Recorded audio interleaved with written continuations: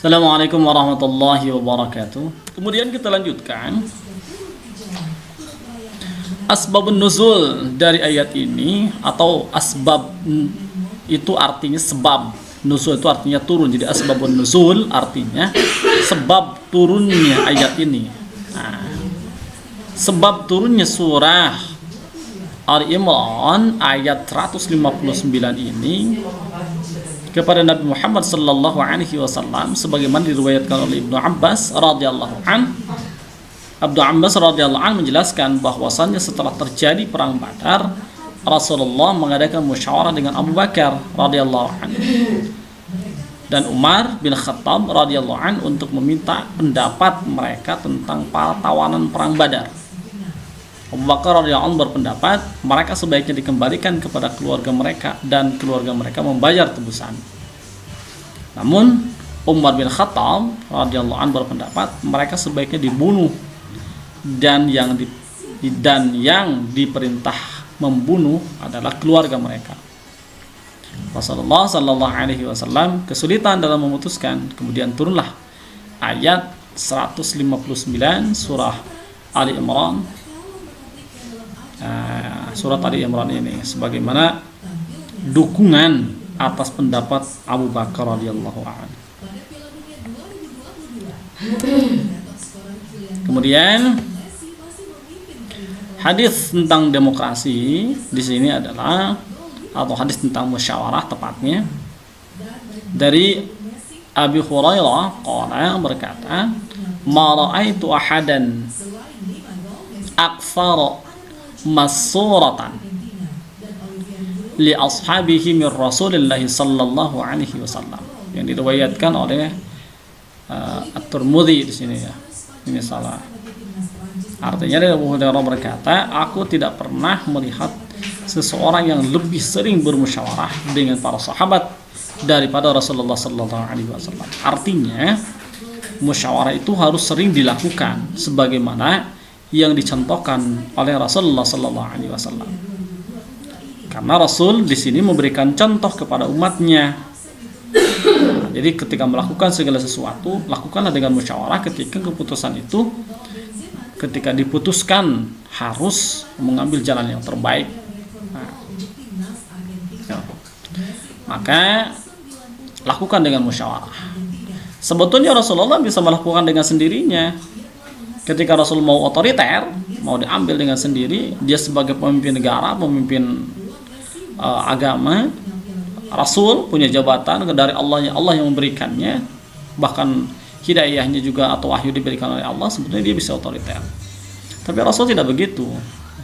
Rasul memberikan contoh kepada umatnya, memberikan tauladan kepada umatnya bahwa ketika ada dalam berbagai permasalahan, maka jangan ego yang dikedepankan. Ya, jangan, bahasa Sundanya, jangan mawakar sorangan. Jadi ambil keputusan berdasarkan musyawarah. Karena dengan musyawarah semua akan diambil dengan hasil yang terbaik. Gitu. Kemudian kita bahas di sini ada demokrasi dan musyawarah. Nah, mari kita lihat sama-sama. Demokrasi itu apa sih secara bahasa? Nah, secara kebahasaan demokrasi terdiri atas dua rangkaian kata, yaitu demos yang berarti rakyat dan kratos yang berarti kekuasaan. Secara istilah, kata demokrasi ini ditinjau dari dua segi makna.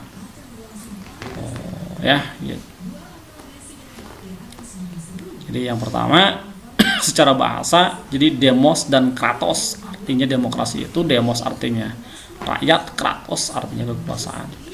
Jadi secara bahasa demokrasi itu artinya kekuasaan ada di tangan rakyat. Kemudian menurut istilah pertama,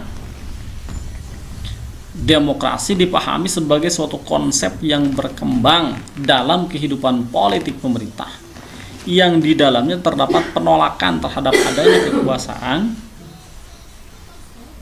yang berkonsentrasi pada satu orang dan menghendaki peletakan kekuasaan di tangan orang banyak, baik secara langsung maupun dalam perwakilan. Itu yang pertama.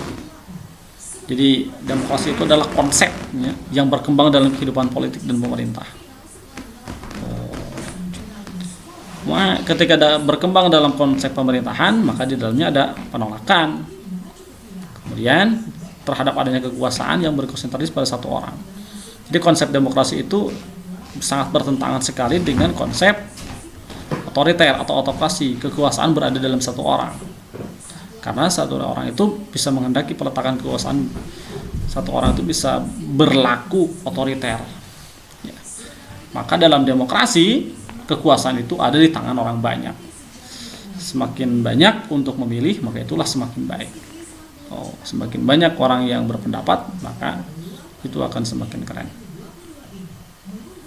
Nah, secara bentuk istilah ya. Kemudian yang kedua, demokrasi dimaknai sebagai suatu konsep yang menghargai hak-hak dan kemampuan individu dalam kehidupan bermasyarakat. Jadi makna yang kedua yang disebut dengan demokrasi itu konsep yang menghargai hak-hak dan kemampuan individu. Ya, menghargai orang lain, menghargai pendapat orang lain, menghargai orangnya. Gitu. Nah, ini diterapkan di mana? Dalam kehidupan bermasyarakat. Nah, mungkin ini hanya sekilas berkaitan dengan demokrasi yang akan dibahas. Nanti bisa dibahas lagi pada pembelajaran PKN. Nah, silakan nanti guru PKN untuk membahas lebih mendalam berkaitan dengan konsep demokrasi. Ini hanya sebatas sekilas, nanti kita bandingkan bagaimana konsep demokrasi dengan konsep musyawarah menurut para ulama. Saudara sekalian, sekian yang bisa disampaikan dalam pertemuan video pembelajaran kali ini. Nanti kita bahas lagi, masih berkaitan dalam materi demokrasi dan syura, bagaimana pendapat para ulama tentang demokrasi dan syura. Demikian yang bisa disampaikan pada pertemuan kali ini. Assalamualaikum warahmatullahi wabarakatuh.